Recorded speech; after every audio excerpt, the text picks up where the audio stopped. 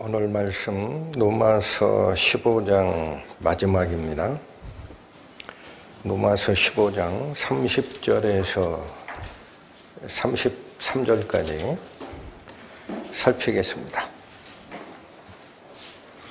형제들아, 내가 우리 주 예수 그리스도로 말미암고 성령의 사랑으로 말미암아 너희를 권하노니 너희 기도에 나와 힘을 같이하여 나를 위하여 하나님께 빌어 나로 유대에 순종치 아니하는 자들에게서 구원을 받게 하고 또 예루살렘에 대한 나의 섬기는 일을 성도들이 받음직하게 하고 나로 하나님의 뜻을 조차 기쁨으로 너희에게 나아가 너희와 함께 편히 쉬게 하라. 평강의 하나님께서 너희 모든 사람과 함께 계실지어다. 아멘. 같이 기도하시겠습니다. 하나님 아버지, 오늘은 사도 바울이 하나님의 뜻 안에서 계획하고 있는 그의 선교의 계획이 이상 없이 이루어지도록 편지를 받고 있는 로마 교회 성도들에게 합심 기도를 요청하고 있는 그 장면을 살피고자 합니다.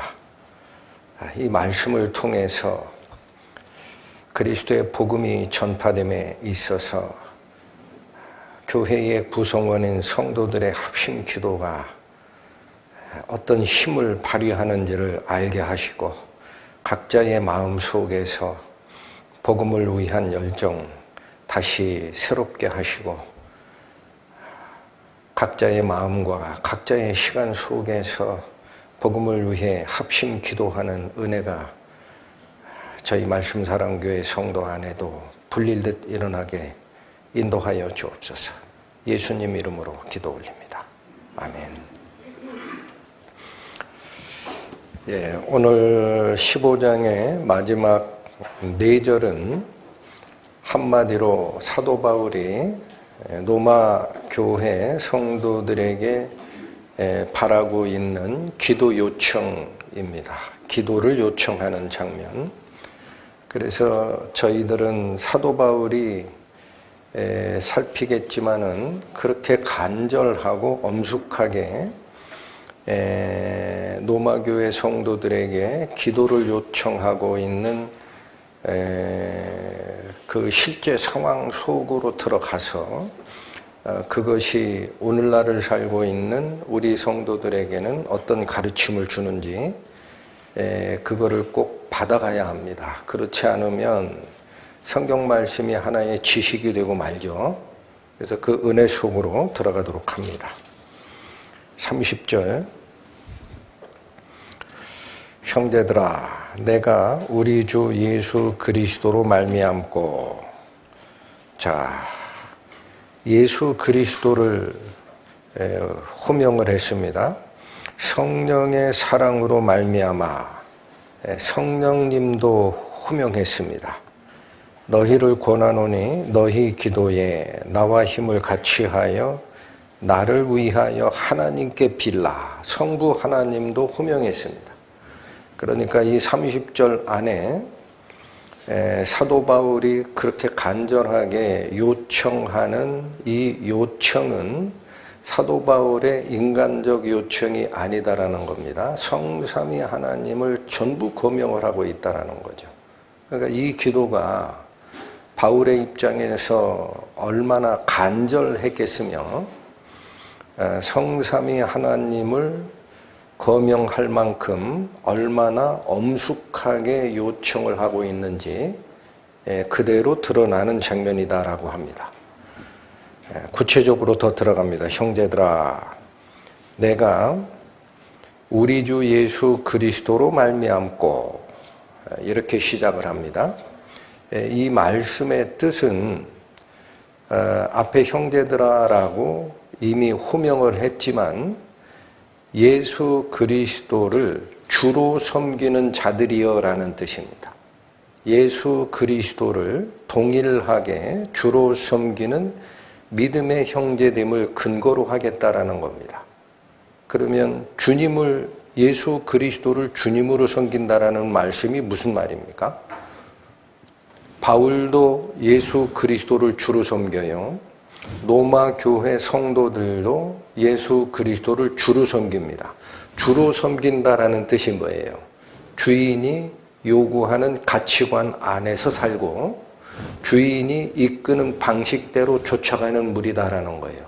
그러니까 사도 바울은 고린도 지역에서 지금 이 편지를 쓰고 또 이 편지를 받는 로마 교회 성도들은 한참이 떨어진 로마 교회라는 전혀 다른 장소에 있지만 다 누구 밑에서 가치관을 공유하고 인도함을 받는 하나된 형제다? 예수 그리스도라는 주인 밑에 있는 사람들이지 않느냐. 이거를 호명한 거예요. 그러니까 뜻을 같이 하자라는 뜻입니다. 이어지는 성령의 사랑으로 말미암아라는 이 말씀은 성령께서 가르치신 게 있다라는 거예요. 뭐를 가르치셨어요? 하나됨에 참여하는 형제들은 우리 몸이 한쪽이 아프면 다른 쪽에서 같이 감싸주듯이 손가락이 아파도 머리에서 아픔을 느끼고 발가락이 아파도 머리에서 아픔을 느껴서 같이 감싸주듯이 형제 사랑을 성령의 친히 가르치시는 그 체험을 했던 게 있지 않느냐라는 겁니다. 그래서 한 주를 모시고 성령께서 가르치신 형제 사랑이라는 체험을 이미 경험하고 있는 여러분들이여 라는 뜻이에요. 이걸 불러오더란 얘기예요. 그걸 근거로 너희를 권하고 무엇을 권하는 거냐? 30절 하반절에 나오죠. 자, 한번 다시 읽겠습니다. 형제들아, 내가 우리 주 예수 그리스도로 말미암고 성령의 사랑으로 말미암아 너희를 권하노니 너희 기도에 나와 힘을 같이 하여 나를 위하여 하나님께 빌라. 여러분 여기 너희가 기도할 때 그런 얘기예요. 너희도 기도하지 않느냐. 그런데 거기에 나와 힘을 같이 하여 기도해달라고 합니다. 이 말의 의미가 뭐냐? 합심 기도를 부탁하고 있는 거거든요. 그러면 이 합심 기도라는 거는 바울 혼자서 하는 기도가 부족할 수 있다라는 뜻이에요. 그 말은 바울 자신은 자기가 끌어당겨 사용할 수 있는 모든 힘을, 전력을 다하여 기도하는 상황이다 라는 것이 그 속에 깔려 있는 겁니다. 바울이 쉬면서 나한테 힘 좀 보태라 라는 것은 사기고 거짓말이에요. 그러니까 바울이 지금 자기 자신도 있는 힘을 다하여 기도를 하고 있는 이 상황인데 그거 가지고 부족할 수 있다라는 거예요. 그러니까 같은 형제, 같은 사랑을 나누는 여러분들이여, 여러분도 여러분의 힘을 다 보태서 같이 동참 기도를 해달라. 이 바울의 상황이 얼마나 절박했길래 이러한 기도를 요청하느냐라는 거죠. 이게 여러분들 마음에 와 닿습니까? 바울 스스로도 전력을 다하여 기도하지만 그게 부족할 때에는 여러분의 힘을 빌어서 같이 기도에 동참해달라. 이게 두 가지를 우리에게 교훈을 줍니다. 하나는 바울이 이 앞으로 닥칠 자신의 생명에 대한 위협과 전도의 계획이 틀어질 가능성도 있다라는 그 매우 절박한 현실이 반영이 되어 있다라는 거고, 또 하나는 바울이 혼자서 기도하는 것보다 같은 뜻과 같은 성령의 교훈에 휩싸여 있는 그런 믿는 자들의 성도들의 그 기도가 얼마나 힘이 있길래 바울은 이 기도 동참을 요청을 했느냐라는 것. 여러분, 이미 이방인의 사도가 아닌 유대인의 수석 사도였던 베드로의 사례를 통해 우리는 성도들이 같이 기도해 주는 그 기도의 힘이 얼마나 큰지를 배워야 합니다. 그래서 그 사례를 한번 갑니다. 사도행전 12장 신약 208페이지 펴보십니다.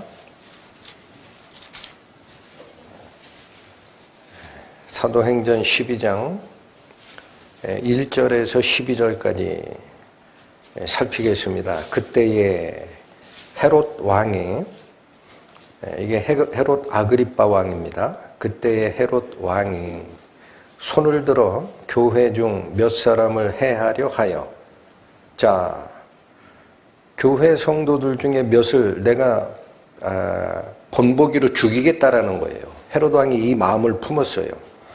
2절 요한의 형제 야고보를 칼로 죽이니, 그래서 12사도들 중에 첫 번째 순교자가 나왔습니다. 야고보가 죽었어요.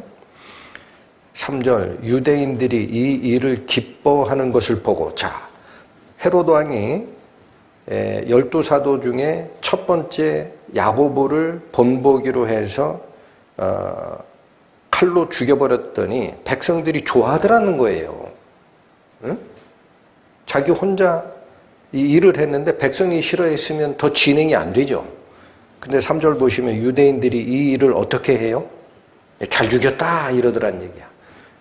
그래서 이게 유대교와 그리스도를 쫓아가는 기독교 간의 갈등 국면입니다. 기뻐하는 것을 보고 베드로도 잡으려 할세. 자, 잘됐다. 그럼 내가 우두머리 죽이겠다 하고 베드로마저 잡으려고 할 때에, 이 때가 언제냐면 무교절이에요. 그래서 유대인의 절기 중에 일주일간씩 지키는 절기가 상반기에 하나가 있고 하반기에 하나가 있습니다. 상반기는 무교절 7일간 지키고 하반절에서는 수장절이라는 초막절을 7일간 지켜요. 가장 큰 절기가 와 있어요. 그래서 이 무교절이 딱 와 있기 때문에 잡았어요. 근데 아직 못 죽여요. 왜 못 죽이느냐? 7일 동안에는 사람을 죽이면 안 됩니다. 하나님께 대한 거룩한 예배 기간에는 죽일 수 없어요. 그래서 4절 잡음에 옥에 가두어 군사 내식인 내패에 맡겨 지키고 6월절 후에 백성 앞에 끌어내고자 하더라. 중간에는 못 죽이니까 명절 기간 중에는 감금만 시켜놨다라는 거예요. 얼마나 엄하게 감금을 했느냐. 4인 1조인 이 지키는 자들이 하루에 4교대가 돌아가요. 그러니까 하루에 24시간을 지킨다고 생각하면은 8시간인가요? 6시간씩 4팀, 오전팀, 오후팀, 저녁팀, 새벽팀 해가지고 꼼짝 못하게 군사 넷을 붙여가지고 이 지킵니다. 얼마나 삼엄합니까? 이렇게 해서 6월절 후에 백성 앞에 끌어내서 죽이겠다. 이 계획을 세웠는데 5절부터 잘 보시죠. 이에 베드로는 옥에 갇혔고 교회는 그를 위하여 어떻게 하더라? 간절히 하나님께 빕니다. 이게 베드로 혼자만의 일이 아니다라는 거예요. 5절에 집중을 하셔야 됩니다. 베드로는 갇힌 상황에 처해 있습니다. 근데 교회는 그를 위해서 할 일이 없어요. 3차원 공간적 이 정치 환경과 사회 환경과 물리적 환경에서 베드로를 꺼낼 방법이 없습니다. 그러니까 어디에 의지해요? 하나님께 빌어요. 하나님 이거 해결해 주십시오. 이 기도가 시작이 됐습니다. 어떻게 진행되나 보세요. 6절 헤롯이 잡아내려고 하는 그 전날 밤에 베드로가 두 군사 틈에서 두 쇠사슬에 매여 누워 자는데, 밤이죠. 파수꾼들이 문 밖에서 옥을 지키더라. 바로 베드로 양옆에 군사 둘이 붙어 있고요. 옥문 밖에 다시 2명이 서 있는 것 같아요. 이게 4인 1조로 지키는 겁니다. 7절 호련히 주의 사자가 곁에 섬에, 자, 누가 나타나요? 하나님의 천사가 나타납니다. 옥중에 광채가 조요하며, 여기 조요라는 것은 한자인데 빛일 조에 빛날 요자를 씁니다. 빛이 비춰 찬란하게 빛나더라라는 표현입니다. 조요함에 또 베드로의 옆구리를 쳐 깨워 가로되 급히 일어나라 하니 쇠사슬이 그 손에서 벗어지더라. 천사가 와서 베드로를 깨우는 순간 물리법칙을 뛰어넘는 초자연적 은혜가 딱 나타납니다. 사람 손에 이 수갑을 채웠는데 열쇠로 연 게 아닙니다. 베드로를 딱 깨우는 그 천사의 목소리, 이게 딱 들리는 순간 그 손에서 쇠사슬이 다 벗어지고 8절 천사가 가로되 띠를 띠고 신을 들매라. 이건 무슨 얘기냐? 유대인의 복장이 그래요. 위에서부터 아래까지 내려오는 도포자락 같이 돼 있습니다. 그래서 어떤 일을 할 때는 일단 허리를 동여매야 활동이 가능합니다. 신발도 마찬가지입니다. 우리가 신고 있는 이런 신발하고 달리 일종의 뭐냐면 슬리퍼 같은 거예요. 유대인의 그 당시 신발이. 그래서 실제 밖에 나가서 달리기 하려고 그러면은 슬리퍼 앞에 있는 끈을 탄탄하게 조여매야 됩니다.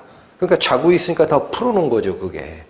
그러니까 깨어나자마자 천사가 요구하는 게 띠를 띠고 신을 들매라. 들매라는 건 신끈을 단단하게 조이라라는 거예요.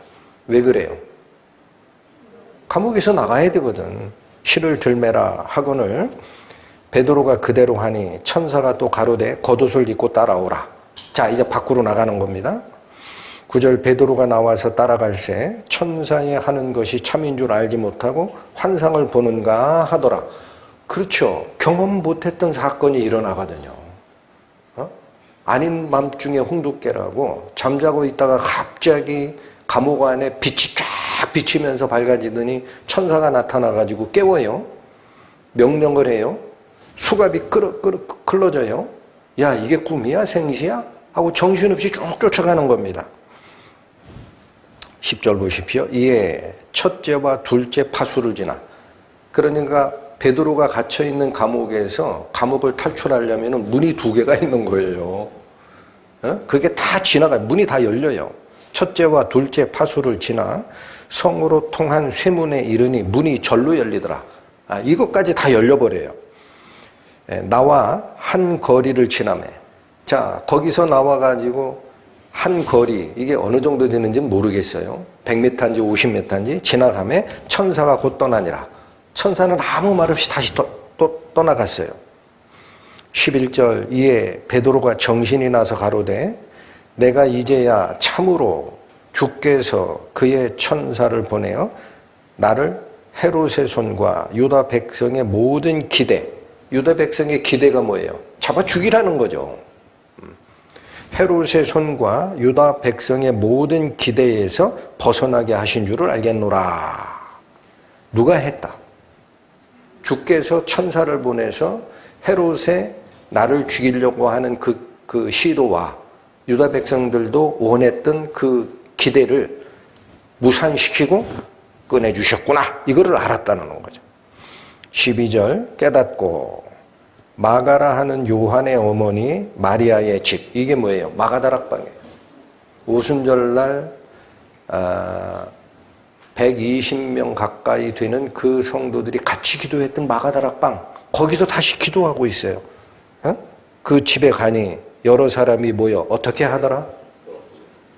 여러분 여기 잘 보셔야 됩니다. 5절에서 12절이 그 중간에 있는 것. 베드로는 이게 환상이야, 실제야. 정신없이 쫓아가다가 보니까 다 끝났구나. 주께서 천사를 보내서 나를 그들의 살해 위협으로부터 구한 것이구나 하고 베드로는 3차원 공간에서 그걸 경험하고 있어요. 이유도 몰라요. 왜 그런지 몰라. 그런데 5절과 12절이 감싸고 있는 거예요. 이 사건을. 5절 뭐에서부터 시작돼요? 베드로는 옥에 갇혔고 교회는 그들을 위하여 어떻게 하더라? 간절히 하나님께 기도가 시작이 돼요. 이 기도가 언제까지 이어지고 있습니까? 12절 베드로가 풀려나서 마가의 다락방 성도들이 기도하고 있는 그곳에 나 풀려났어 하고 와서 보고할 그때까지 기도는 쉬지 않았습니다. 여러분 이게 우리에게 주는 교훈이 뭐죠? 세상에 나를 반대하는 환경이 있어요. 나를 죽이겠다라는 환경이 있고, 또 헤롯 아그리빠가 야고보를 처형하고 베드로도 죽여도 백성들이 좋아하는구나 하고 그걸 계획했을 때 정치적인 문제로 그걸 해결할 수 없습니다. 헤롯 아그리빠 마음이 바뀌지 않아요. 그자는 군중의 심리를 이용해서 자기 지위를 높이려는 데 관심이 있는 자지, 군중의 뜻을 어떻게 바꿉니까? 사람의 마음 바꿀 수 없습니다. 환경도 바꿀 수 없습니다. 그런데 이걸 누가 해결했어요? 하나님께서. 근데 그걸 하게끔 하는 그 배경 뒤에는 누가 있었다? 기도가 있었다. 여러분, 꼭두각시 인형이라고 아시죠? 팔 이런데 이게 관절로 연결되어 있는 인형이 있습니다. 근데 그 꼭두각시 인형을 이 극장 위에, 조그만 그 극장 스크린 위에 이걸 상연을 할 때는 관객들은 뭐를 보느냐? 꼭두각시 인형의 손과 발과 머리가 움직이는 걸 봐요. 근데 그게 스스로 움직이는 게 아니죠. 잘 보면 꼭두각시 인형의 오른팔, 왼팔, 머리, 입 이런 걸 연결한 선이 위에서 사람이 조종하고 있습니다. 그 조종하는 연결선에 의해서 실제 사람들 눈에는 꼭두각시 인형이 움직이는 것처럼 보입니다. 이게 뭐냐? 하나님을 대적하는 환경과 하나님을 대적하는 사람들의 마음이 아무리 그렇게 퍼져 있다 하더라도 위에서 하나님을 움직이는 기도가 있다는 얘기예요. 여러분, 기도의 힘을 믿으십니까? 이게 베드로 사도가 풀려나게 되는 그 상황이거든요. 그러니까 지금 베드로가 이렇게 급박한 상황에서 교회가 기도로 시작하여 베드로가 풀려나서 그들에게 갔을 때까지 기도를 쉬지 않았다라는 이 모습대로 사도 바울은 뭐를 요청하는 거다? 내가 지금 그 위치다라는 거예요. 여러분, 내가 지금 그 위치다.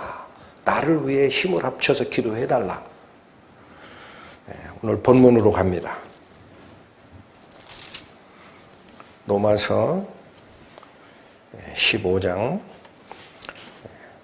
30절을 읽고 갑니다. 형제들아, 내가 우리 주 예수 그리스도로 말미암고 성령의 사랑으로 말미암아 너희를 권하노니 너희 기도에 나와 힘을 같이 하여 나를 위하여 하나님께 빌어달라. 뭐를 빌어달라고 하느냐? 31절이에요. 나로 유대에 순종치 아니하는 자들에게서 구원을 받게 해달라. 이렇게 기도하라. 네, 여러분, 첫 번째 요구한 게 뭡니까? 지금 사도 바울이 로마서를 쓰고 있는 위치가 어디라 그랬어요? 고린도 지역이에요. 여기서 남부 그리스 아가야 지역에서 모아놨던 헌금하고 북부 그리스 마케도니아 지역에서 모아놨던 헌금하고 나중에 아시아 지역으로 내려와서 갈라디아 지역, 에베소 지역 이 군데에서 모아놨던 헌금을 다 가지고 예루살렘으로 가는 중이거든요. 출발하기 전이었어요. 그러니까 예루살렘에 가는 겁니다. 여기다가 헌금을 다 전달하고 나서 완성을 시키고 나서 그 다음에 로마를 거쳐서 서바나까지 하나님의 복음을 전하겠다. 이게 사도 바울의 목표인데 유대에 딱 가면은 맞닥뜨릴 상황이 있다라는 겁니다. 유대에 가면 누구를 만나게 돼요? 유대에 순종치 아니하는 자들이 있어요. 이게 아직 그리스도를 이해 못하고 영접하지 않았던 정통 유대교, 유대 민족주의자들이 있다라는 겁니다. 그들의 눈에는 사도 바울이 뭐로 보일 것 같아요? 할례 받을 필요 없다 그랬죠. 그렇죠. 할례는 몸에 하는 게 아니라 마음에 하는 거니까 할례 받을 필요 없어. 이방인들하고 같이 밥도 먹지 마라라는 게 유대 민족주의자들의 생각이고 구약에서 그걸 가르치는 줄 착각했는데 사도 바울은 무슨 얘기를 하느냐? 무슨 말이냐? 가까이에 있는 유대 민족도 하나님이 구원하려고 하고 멀리 있는 이방 민족도 구원하려고 그래서 예수님 보낸 거야. 그런 건 신경 쓰지 마라. 이렇게 가르친 자가 누구예요? 사도 바울이에요. 그럼 유대 민족주의자들 입장에서 사도 바울은 뭡니까? 구약을 다 무너뜨린 놈이죠. 저건 잡아 죽여야 되는 놈이지. 그러니까 사도 바울이 예루살렘에 딱 가는 순간 유대에 순종치 아니하는 자들, 그리스도를 아직 순종하지 않은 이들이 죽이려고 할 거다라는 얘기입니다. 그래서 그들로부터 구원을 받게 나를 위해 기도해달라. 내가 그들 앞에 가면은 베드로를 가뒀던 그러한 헤롯과 유대 군중들의 살해 위협과 똑같이, 그보다 더 심합니다. 사도 바울은 정면으로 반박했거든요. 구약 성경에 율법적 행위가 너희를 구원하는 게 아니야. 응? 너희가 아브라함의 자손이냐? 아니야. 하나님이 아브라함의 자손만 구원하려고 한 거 아니야. 이걸 정면으로 반박하고 지금 한 5, 6년에 전도 활동을 시작했거든요. 그 예루살렘에 가는데 그냥 놔두겠습니까? 여러분, 그 당시 상황이 어떻게 사도 바울을 옥죄고 죽이려고 했고, 하나님은 이 사도 바울을 그 살해 위협으로부터 어떻게 구해내셨느냐 갑니다. 사도행전 21장. 신약 226페이지. 사도행전 21장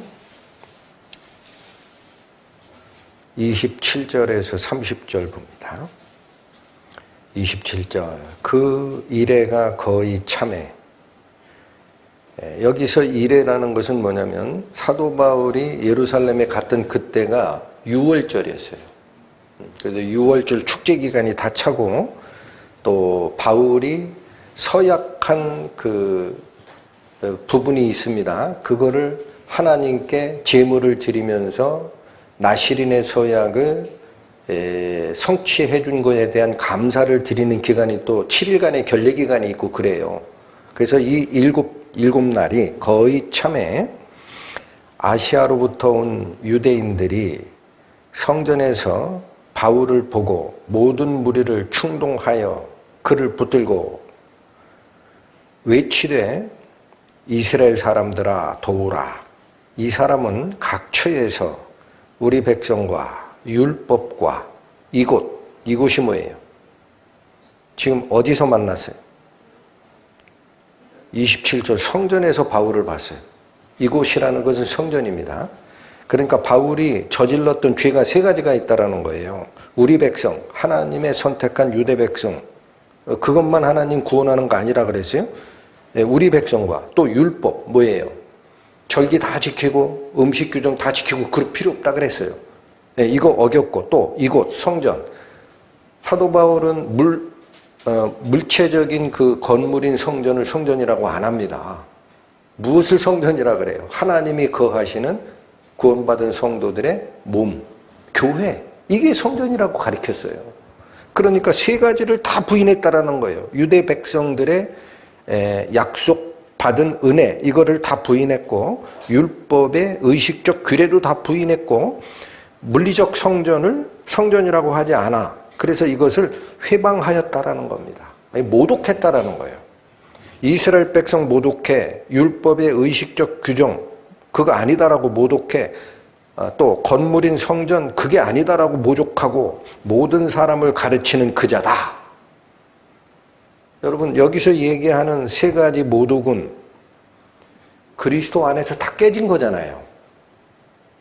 그래요, 안 그래요? 유대민족만 선택된 백성이에요. 믿는 모든 자는 유대인이든 헬라인이든 하나님의 은혜 속에 들어오게 돼 있었습니까? 후자죠. 그러니까 이걸 모르는 거예요. 그러니까 이게 순종치 아니하는 유대인들이라는 거예요. 복음을 이해를 못하니까 구약에 얽매여서. 그래서 이 신성 모독자라고 판단한 거죠. 모든 사람을 가르치는 그자인데 또 헬라인을 데리고 성전에 들어가 이 거룩한 곳을 더럽게 하였다 하고 실질적 죄명을 하나 뒤집어 씌웁니다. 어디를 들어갔다라는 거예요? 이방인되고. 헬라인은 이방인이에요. 어딜 들어갔다? 이방인이 들어가면 안 되는, 여러분 성전에 바깥들이 있어요. 여긴 이방인 들어가도 돼요. 여기서 예수님 시대에 제사장들이 양 팔고 소 팔고 동전 바꾸고 했던 겁니다. 여기까지는 들어가도 돼요. 그런데 실제 문을 열고 이스라엘의 뜰이라는 실제 성전 안구역이 있습니다. 거기는 이방 들어가면 죽어요. 아예 편말에 돼 있어요. 응? 이방인이 이곳을 들어오면은 죽음을 면치 못하리라. 경고가 붙어 있어요. 거기를 들어갔다라고 지금 뒤집어 씌웠어요. 이건 뒤집어 씌운 거예요. 들어간 게 아닌데 하였다 하니 이유가 뭐냐? 29절 이는 왜 그렇게 했느냐? 저희가 전에 에베소 사람 드로비모, 이거 이방인이거든요. 에베소 사람 드로비모가 바울과 함께 어디에 있음을 보고, 네, 여기 성내니까 성전 안에라고 오해하면 안 됩니다. 여기서 얘기하는 성은 캐슬, 시티, 예루살렘 성전 성 안에예요. 이해되세요? In the city라고 되어 있어요. 영어로. 성내라는 것은 예루살렘 성 안에라는 거예요. 여러분 여기 보세요. 예루살렘 성이 이렇게 있죠. 그 중에 성전은 여기입니다. 이해가 돼요? 그럼 예루살렘 성 안에 바울이 누구랑 돌아다니던 걸 봤다. 이방인 에베소 사람 드로비모랑 성 안에 있었던 것을 보고 바울이 저를 성전에 데리고 들어간 줄로 생각함일러라. 바울에 대한 적대심에서 이놈 자식이 옛날에 보니까 예루살렘 성 거기 어디에서 거닐던데 이방인하고 이놈 성전 구역까지 개 데리고 들어간 거 아니야? 이렇게 생각했다라는 거예요. 그런 적이 없는데. 그래서 이게 실체적 죄명이 됩니다. 그래서 30절 온 성이 소동하여 백성들이 달려와 모여 바울을 잡아 성전 밖으로 끌고 나가니 문들이 곧 닫히더라.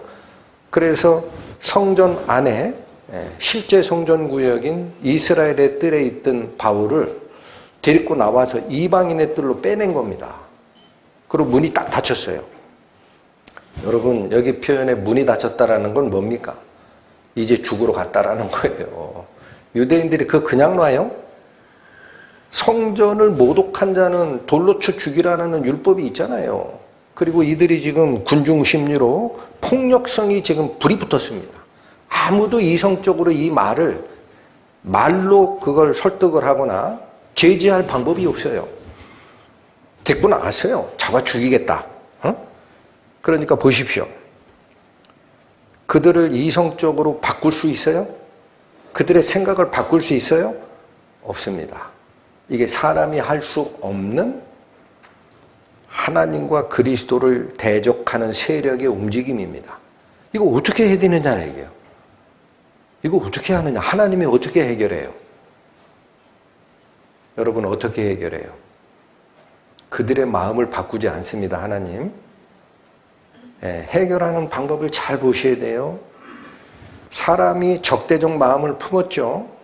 그들을 그리스도의 은혜로 직접 끌고 오는 게 하나님의 뜻 아니에요.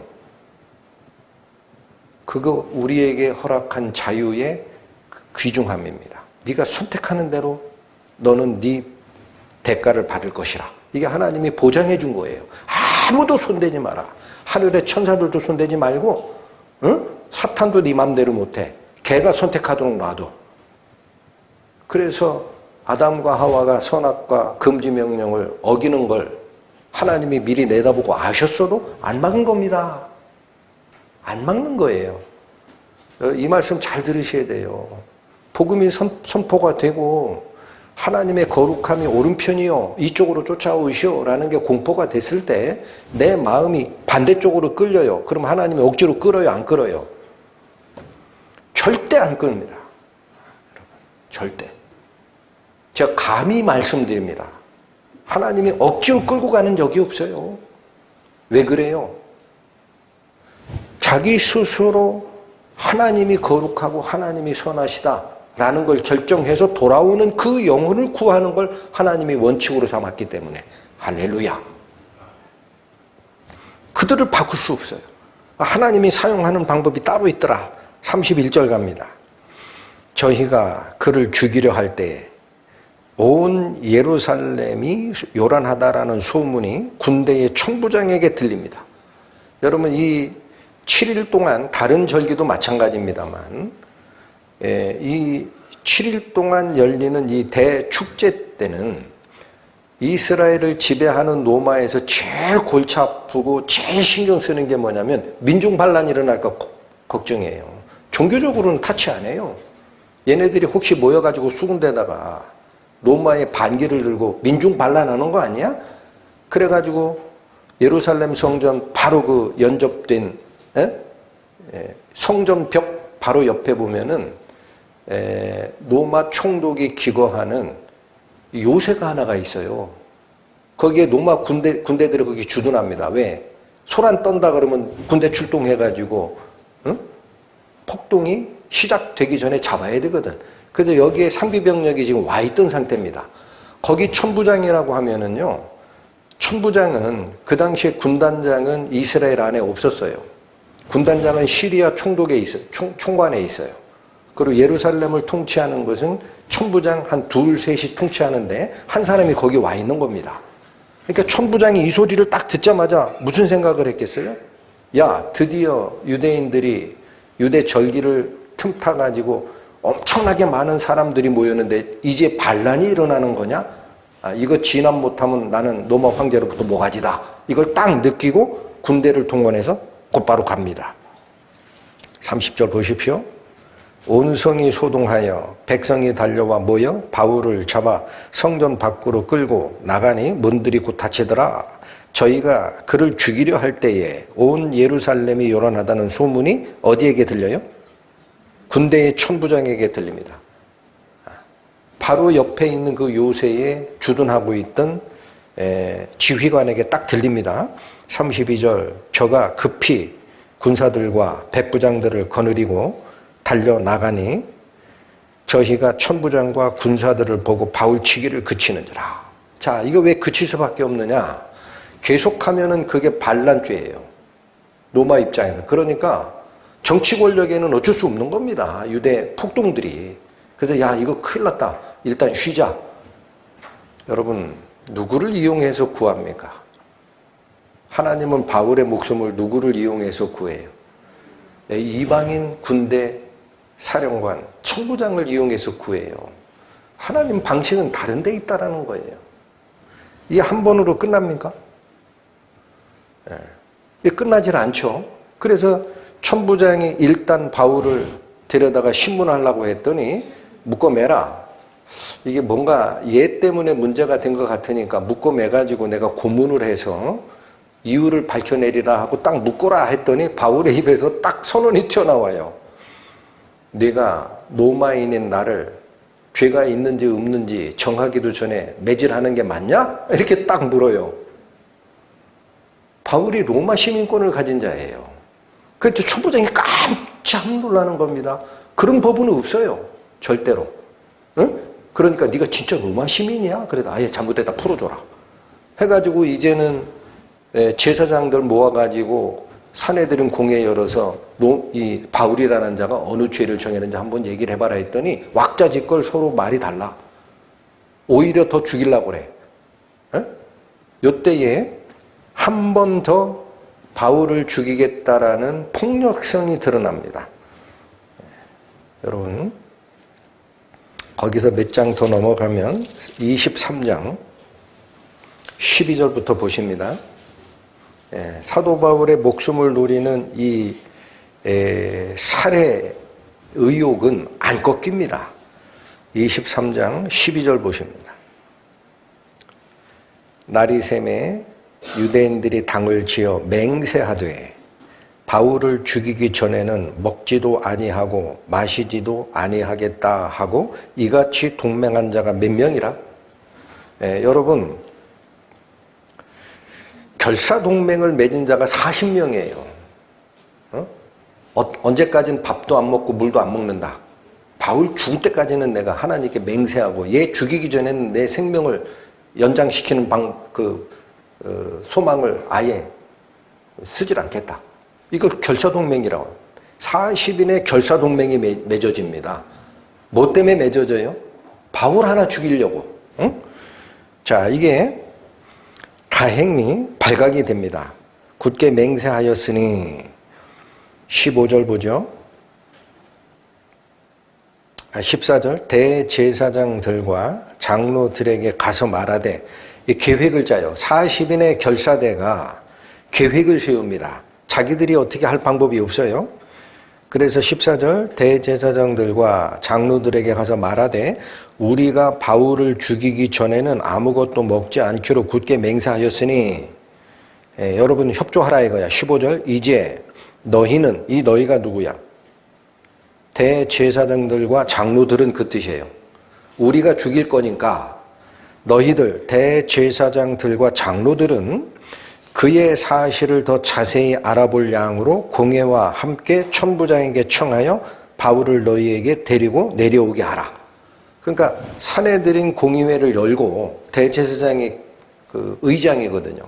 열고 이 사실 다시 자세하게 신문할 테니까 천부장도 바울도 이 산헤드린 법정에 내려오게 하라라고 얘기를 하라는 거예요.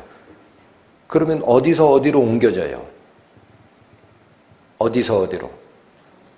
로마 천부장이 구금하고 있는 로마 병영, 그게 성전 바로 밖에 쪽에 있어요. 예, 안토니아 요새라고 합니다. 거기서 성전 안에 있는 대제사장들의 재판정으로 죄수를 데리고 올 거 아니에요. 그럼 그거 잘해야 한 200-300m 될까? 좀 더 되면 한 500m 될 거예요. 거기 오게 하란 얘기예요. 데리고 내려오게 하라. 그러면 어떻게 하겠다? 우리는 그가 가까이 오기 전에 죽이기로 준비하였노라. 그러니까 40인의 결사대를 결성한 건 뭐냐면요. 로마 군의 호의를 받고 오는 과정이라도 로마 군도 죽여버리고 무력적으로 우리가 걔를 무조건 죽일 거야 해서 40명을 선발한 겁니다. 그러니까 여기서 옮겨가다 보면 죽는 거예요. 16절 바울의 생질이 그들이 매복하여 있다 함을 듣고 희한하게 40인의 결사대가 대제사장 그룹하고 모의하고 바울을 죽이는 계획을 세우던 걸 들어버렸어요. 여러분 이게 우연이지만 하나님의 섭리입니다. 듣게 했습니다. 가만히 있습니까? 듣고 와서 영문에 들어가. 이 영문이라는 건 진영문입니다. 아까 얘기한 안토니아 요새 그 안으로 들어갔어요. 누구 만나러 가는 거예요? 로마 군대 천부장 만나러 갑니다. 이거 알려주려고. 영문에 들어가 바울에게 고한지라. 바울에게 먼저 알려주니까 바울이 이거를 백부장에게 얘기하고 백부장은 천부장에게 얘기를 합니다. 그래서 다 들통이 났어요. 나 죽이려고 이 계획 세웠다. 네, 어떻게 해결되나 보시죠. 22절 이에 천부장이 청년을 보내며 경계하여 이 일을 내게 고하였다고 아무에게도 이르지 말라. 이 청년이 바울의 생질입니다. 그 알려준 자에게 입을 딱 닫고 있으란 얘기예요. 이거 앞으로 비밀 군사 계획으로 처리할 거니까 네가 입을 여는 순간 이 비밀 군사 계획은 탄로가 난다. 너도 입 닫고 있어라. 어떤 계획일까? 23절 보세요. 백부장 둘을 불러 이르되 밤 제3시에 여러분 이스라엘의 시간 개념으로 3시면은요 새로 시작되고 3시간 지난 건데 날짜가 언제 바뀌어요? 해질 때 바뀌어요. 저녁 6시에 시작해서 3시가 지나간 거니까 저녁 9시입니다. 그러니까 이제 이후는 활동이 일어나질 않고 잠잘 시간이야. 심야 작전을 세우는 거예요. 천부장이. 자, 다시 읽습니다. 백부장 둘을 불러 이르되 밤 제3시 우리로 얘기하면 밤 9시에 가이사랴까지 갈 보병 200명. 여러분 가이사랴가 어디냐? 예루살렘이 아니고 예루살렘을 통치하는 로마 군의 총 집결지가 해안에 있는 가이사랴 거기에요. 거기에 본진이 있어요. 거길로 가면은 이스라엘 백성들이 못 죽이거든. 거긴 군사들이 더 많아요. 그래서 가이사랴까지 갈 보병 200명과 마병 70명과 창군 200명을 준비하라 하고. 자, 여러분 바울이라는 미결수, 아직 죄가 있는지 없는지 모릅니다. 소송이 걸려 있어요. 유대인은 죽이려고 하고 아직 어느 죄를 졌는지 확인이 안 됐어요. 로마 시민권이란 권자라는 거 하나 때문에 천부장은 이 로마 시민권자가 죄 없이 죽으면 자기 자리가 위험합니다. 그러니까 군사를 몇 명을 동원했어요? 470명을 동원합니다. 여러분 아마도 안토니오 요새라는 거기에 주둔하는 그 병력의 반쯤 돼요. 제가 예측합니다. 병력 반을 동원합니다. 470명을 호위군사로 해가지고 그것도 작전을 어떻게 피느냐. 예루살렘 지역 통과할 때는 몰래 가야 되니까 말발굽소리 나면 돼요, 안 돼요? 그래서 그때는 보병들과 200명과 이 창군이라는 거는 옆에 무기를 들고 있는 사람들이에요. 이 200명, 400명이 조용히 움직여서 빠져나갑니다. 그리고 예루살렘 성 영역을 벗어나면은 이제는 쫓아올 놈이 없죠. 어디에다 태워요? 마병에게 태워요. 70명에게. 그래가지고 곧바로 가이사랴까지 특급으로 날아가라. 이게 천부장이 세운 기가 막힌 심야 호송작전이에요. 그래서 그대로 합니다. 24절 또 바울을 태워 총독 벨릭스에게로 무사히 보내기 위해 짐승을 준비하라. 그러니까 바울도 나중에 마병이 달리게 할 때는 걸어서 못 가죠. 바울을 태워갈 뭐가 필요해요? 나귀가 됐든 말이 필요하죠. 여기 짐승이라는 표현은 군사에 사용하지 않는 민간용 운송수단을 얘기한다 그래요. 그래서 그렇게 다 해결을 해냅니다. 그러니까 보십시오. 바울을 죽이겠다라고 하는 유대에 순종치 아니하는 자들의 살해 위협, 헤롯 왕의 정치 권력과 대제사장의 종교 권력이 아무리 서슬이 퍼렇다 하더라도 하나님은 누구를 이용해서 바울을 보호하십니까? 이방인 믿지 아니하는 군사 사령관, 천부장을 통해서 다 해결을 하십니다. 그러니까 여러분 무슨 생각이 드세요? 이 사건은 예루살렘에 갔을 때 일어난 거예요. 지금 로마서를 쓰고 있는 이 시기는 언제라고요? 예루살렘 가기 전에 고린도 지역에서 로마서 쓰고 있어요. 이때 마지막에 사도 바울은 로마 교회 성도들에게 앞으로 닥칠 내 일을 위해서 기도해달라. 있는 힘을 다해서 같이 합심 기도합시다. 라고 했던 그 기도가 지금 일어나고 있는 겁니다. 도저히 인간의 생각으로는 헤어나올 방법이 없을 것 같은데 그걸 하나님이 다 해결하시는 거예요. 뭐가 먼저 있었다라는 겁니까? 기도가. 할렐루야. 다시 본문으로 돌아오십니다. 로마서 15장. 기도가 세 가지가 있었습니다. 31절 다시 보세요. 나로 유대에 순종치 아니하는 자들에게서 구원을 받게 하고, 이게 첫 번째 기도 제목이에요. 또 예루살렘에 대한 나의 섬기는 일을 성도들이 받음직하게 하고, 이거 무슨 말이에요? 여기 나의 섬기는 일이라는 이 표현은 지난주 말씀에서 설명을 드렸습니다. 디아코니아라고 읽히는 헬라어인데 두 가지로 쓰인다 그랬어요. 일반적으로는 교회에서 섬기는 직분자를 얘기할 때 씁니다. 두 번째는 다른 교회 성도들을 돕는데 봉사하는 의미로 내는 헌금 사역을 설명할 때 씁니다. 그러니까 지금 여기 섬기는 일로라는 말은 무슨 말이에요? 사도 바울이 고린도 지역에서 출발해서 북부 그리스 지역을 통과하고 터키 지역이죠. 지금 넘어와서 갈라디아 교회 쪽에 있는 성금을 다 가지고 예루살렘에 가서 가난한 백성들, 성도들을 돕기 위해서 이 헌금을 전달하는 일을 하죠. 이 헌금을 예루살렘에 있는 성도들이 받아들이게 해달라고 기도하라는 거예요. 이게 무슨 말일까요?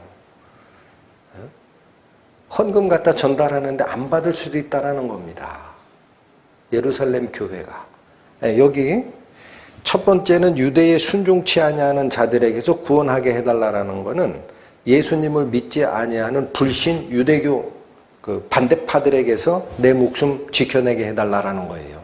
그런데 여기 섬기는 일을 성도들이 받음직하게 해달라는 것은 예루살렘에 있는 믿는 성도들도 바울이 가져가는 헌금을 안 받을 수 있다는 거예요. 깨딱하면. 왜 그럴까요? 여러분, 당시 상황이 있습니다. 이 로마서를 쓰고 있던 이 당시부터 예루살렘에 있는 대제사장의 임명 권한은 원래 로마 총독이 행사한 적이 없었어요. 특별한 경우 아니면 종교의 자유를 주거든. 그런데 유대 백성들이 자꾸 말을 안 들으니까 로마에서 파송된 이스라엘을 다스리는 그 로마 총독이 대제사장 임명권을 행사하기 시작한 때입니다. 그러니까 뭐가 또 바뀌느냐면요. 이거죠. 로마 총독이 얘를 대제사장으로 세워라 하고 지명했어. 그러면 대제사장은 총독 말을 듣죠. 그래요, 안 그래요? 듣게 돼 있어요. 그러니까 총독이 뭐냐면, 야, 니네들 제사 드릴 때 있잖아. 그 여호와 하나님만 제사 드리지 말고 우리 로마 제국이 가지는 거는 다신교거든. 다른 사람은 모르겠고 내가 지금 신경 쓰는 살아있는 신이 하나 있어. 로마 황제야. 그러니까 로마 황제를 위해서도 그 제사도 거의 같이 드리면 안 돼? 이게 점점 퍼지고 있던 때예요. 이해가 되십니까? 그러니까 성전에 대제사장 보고 죽어있는 신 중에는 여호와 하나님한테만 드려도 돼. 근데 내가 너 임명했잖아. 근데 내가 섬기는 살아있는 신이 하나가 있거든? 로마 제국의 황제란 말이에요.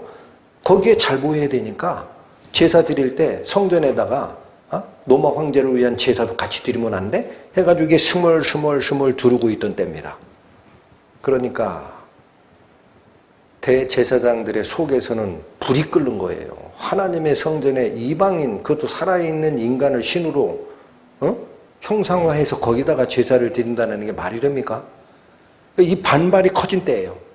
여러분 나중에 로마 전쟁사 요세푸스가 쓴 여기에 보면은요, 이걸 참다 못 참은 일부 유대인들이 로마 병정들을 죽여버리고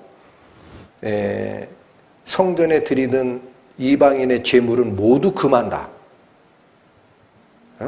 로마 황제 제사를 금한다 그러면 정치 권력에 대한 그 도전이 되니까 성전에는 이방인들이 갖다 섬기는 모든 헌물과 제물은 전부 금한다. 이걸 포고령으로 내려요.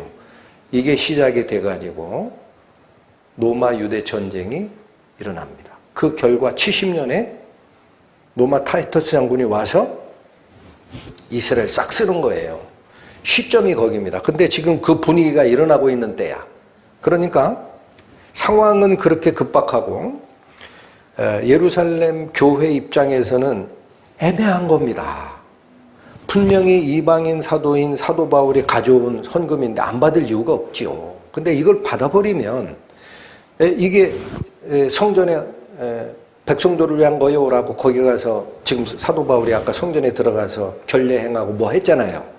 이걸 받으면 지금 분위기상 이방인들이 성전에 들어가서 헌물 내는 거 아예 금하려고 하는 이 분위기인데, 내가 이 사도 바울로부터 이방인들이 갖다 주는 이거를 하나님께 바치는 헌물이다라고 받아내면 당시 권력자인 제사장들하고 요 예루살렘 교회 간에는 건널 수 없는 강을 건너게 돼요.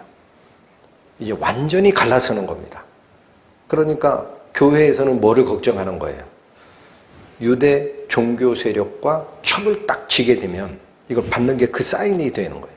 지게 되면 우리 핍박이 강해질 텐데 사도 바울이 잘못한 거는 아닌 걸 알지만 이거 받을 수 없지 않냐 하고 스며시 됐어 하고 반려할 수 있습니다. 이렇게 되면 돈을 받고 안 받은 게 문제가 아닙니다. 사도 바울이 가지고 있는 가장 큰 게 뭐죠 지금? 로마로 가기 전에 가장 크게 해결해야 될 거. 이방인의 믿는 자와 이스라엘의 믿는 자 간에 교회가 갈라지면 안 되잖아요. 응?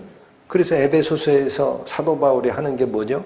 가까이 있는 자든 멀리 있는 자든 둘 사이를 가르던 담장을 예수 그리스도의 몸으로 헐고 모두 다 그리스도 성령 안에서 하나님으로 부르셨다. 이게 얘기한 거 아니야. 이걸 만들어야 되는데 거부를 하면 예루살렘 교회 따로 이방인 교회 따로 각자 자기 길로 가자 이렇게 되는 거죠. 하나님 뜻에 맞아요 안 맞아요? 이런 일이 일어나면 안 된다라는 거예요. 그래서 그걸 또 기도해달라. 그 기도의 결과 어떻게 됐습니까? 여기도 보십니다. 사도행전 21장 가시죠.